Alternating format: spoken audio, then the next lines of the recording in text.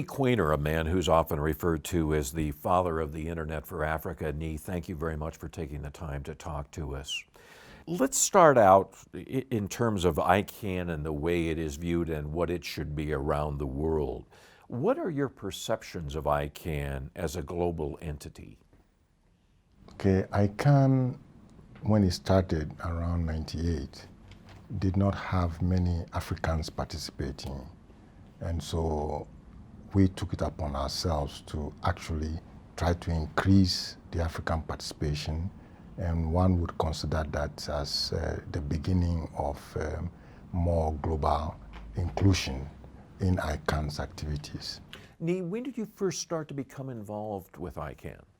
Around 97, when the Internet Ad Hoc Committee's work was going on. So it's very early stage, very when early it was stage. founded. Yes, very early stage.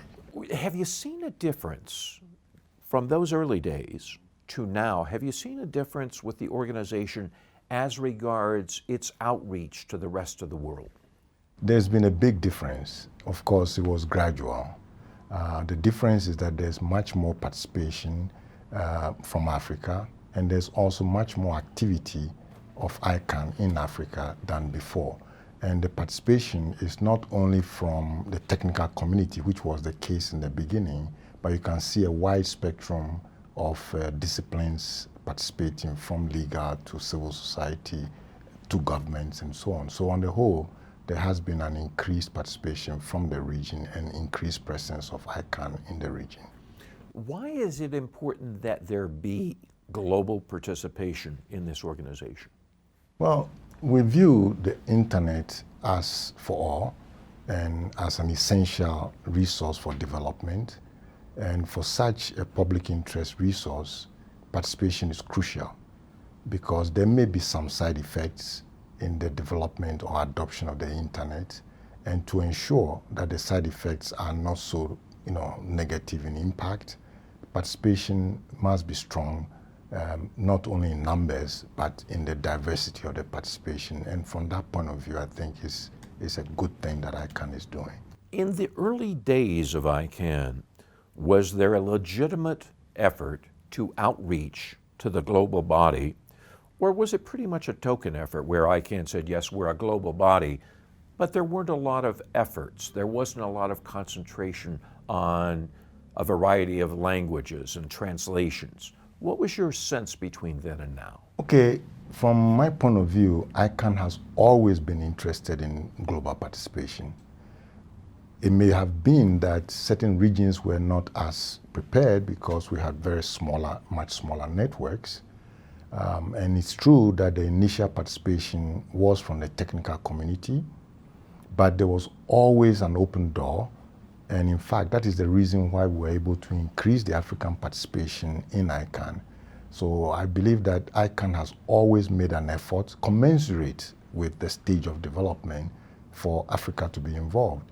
In fact, there were times that we could not even find sufficient Africans from the technical perspective to participate. But as we went along, the numbers increased, we made more demands of Icann, and Icann responded, and we made even more demands. And that is why you have the multilingual environment, and you also have lowering of barriers and so on to participation in general. At what stage, and maybe there wasn't a specific stage, did you see that Icann had upped its game in terms of including stakeholders from not only Africa, but other global regions? Okay, right from the very beginning, I remember there was some committee of sorts chaired by a board member, Conradis, at the time, and the objective was, in fact, to determine what it will take for more multi-stakeholder participation from the regions which were not adequately represented.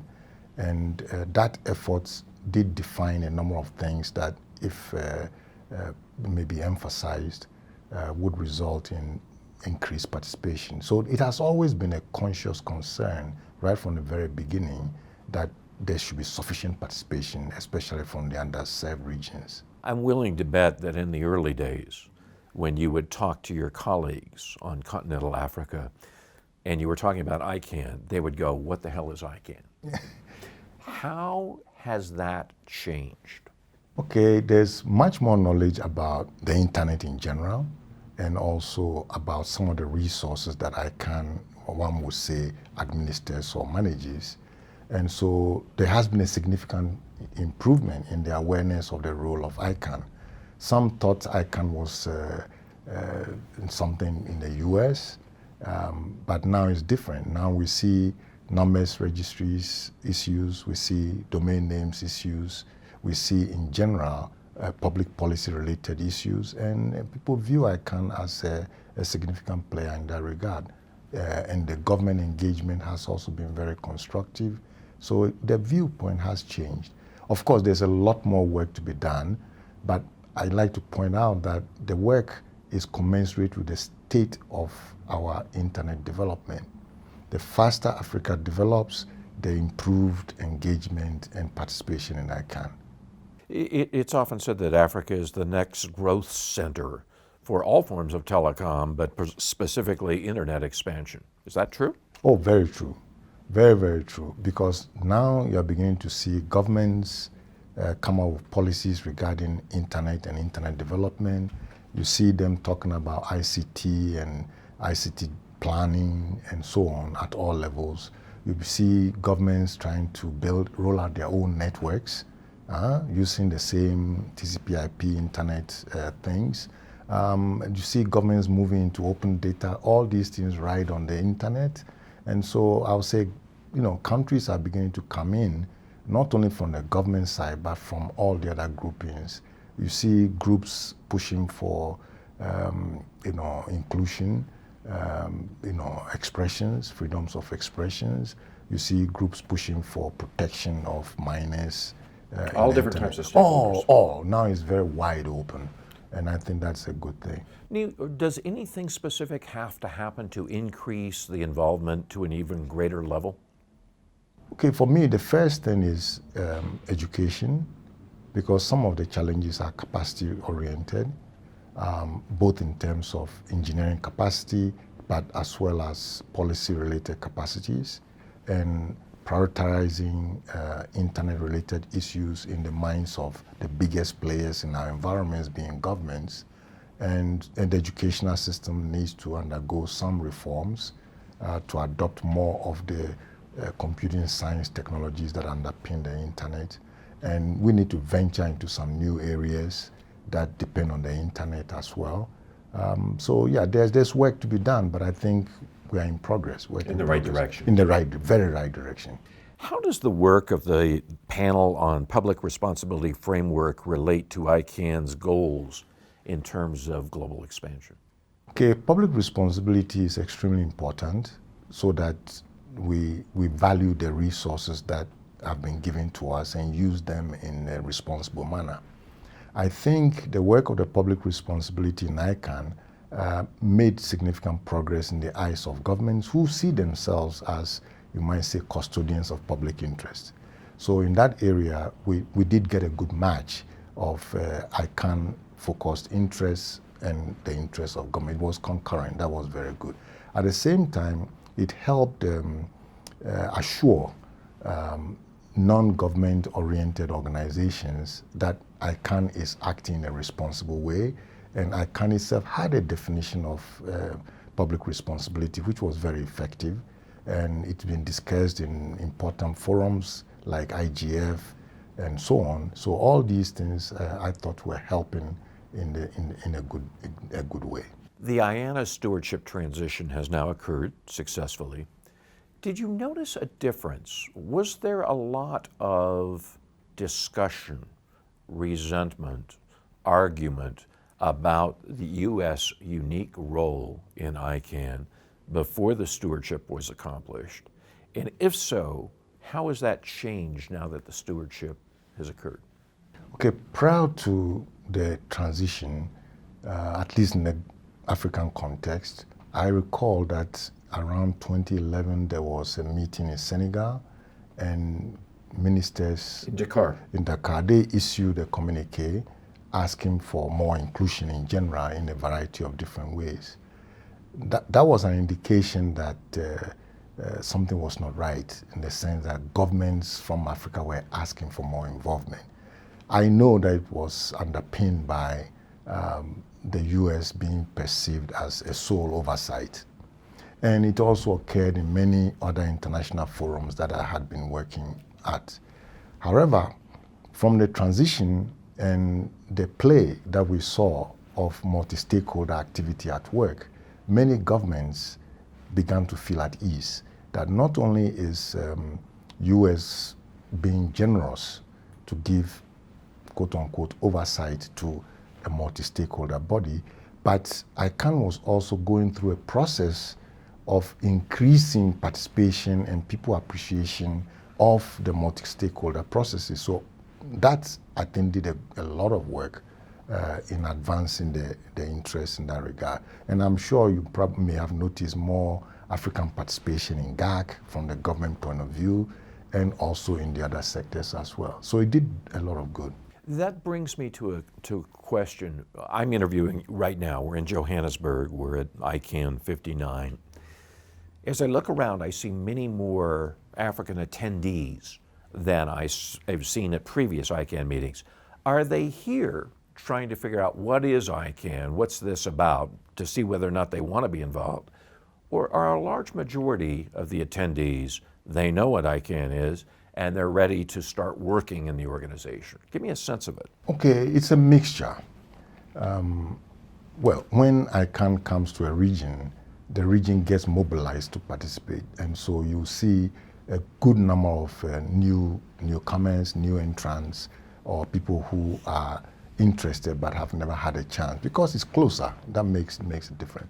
But at the same time, you see a lot of the senior people view it as a place that they must be part of. And so you see a lot of the old folks who have moved. It cannot be ignored. They don't want to be left out of that as well.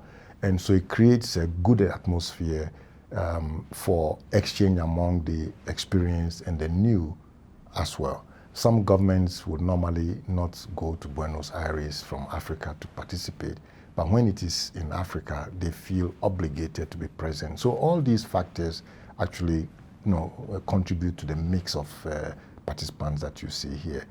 Does anything specific have to happen to make that even greater, to make African participation in Icann even greater?